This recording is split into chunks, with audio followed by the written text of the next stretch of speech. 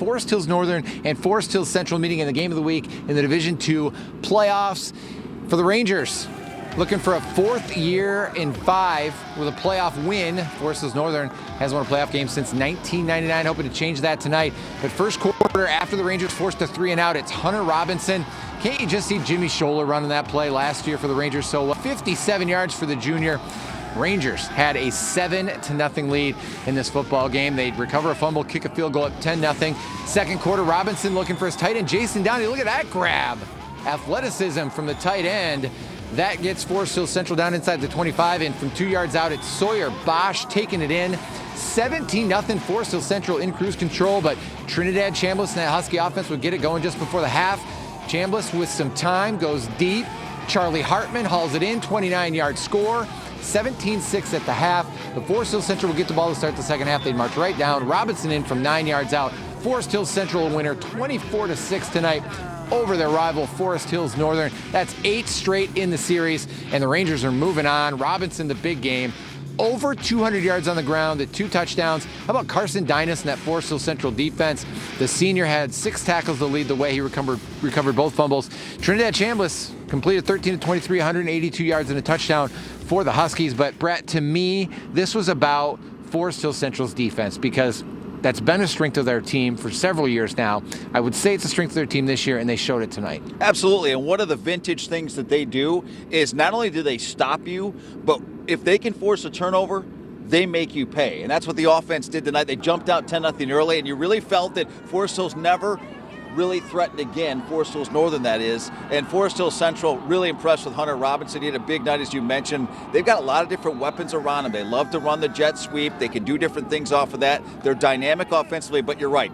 It starts, as it always seems to do with Team Rogers' bunch, on defense, and they were impressive tonight against, I got to be honest, one of the better quarterbacks I've seen in person. Very impressed with Forest Hills Northern's Trinidad Chambliss. Did you see the Scooby-Doo costume in the student section tonight? I got to tell you, I got the cutest Scooby-Doo in the world tomorrow. My 11-month-old son is going to Scooby-Doo for Halloween. All right, let's get to the sound. Talking to the players after the win, how similar this game was to the regular season matchup.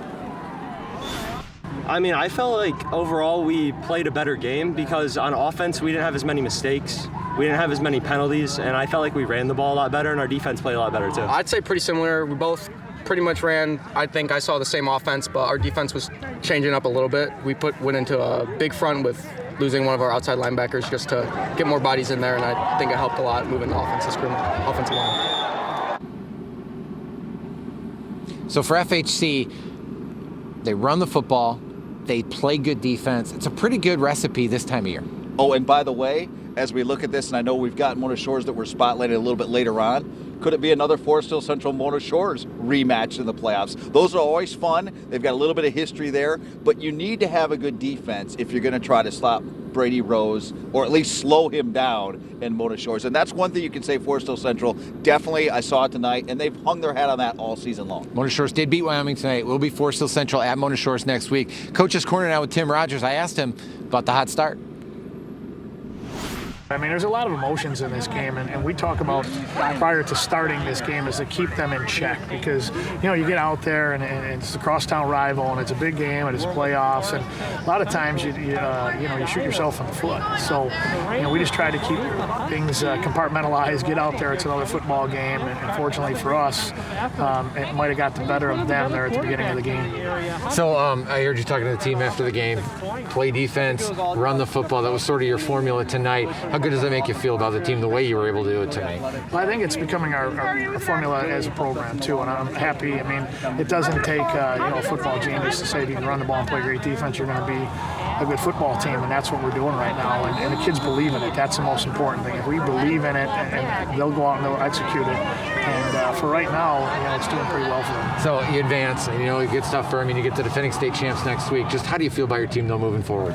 I feel good. I mean, it feels like we're gelling. We're getting better every week. Kids are getting comfortable with the system. There's no surprises at this point. They know what we're going to ask them to do on the field, and they're executing it at a high level. So when you get kids starting to believe, anything can happen.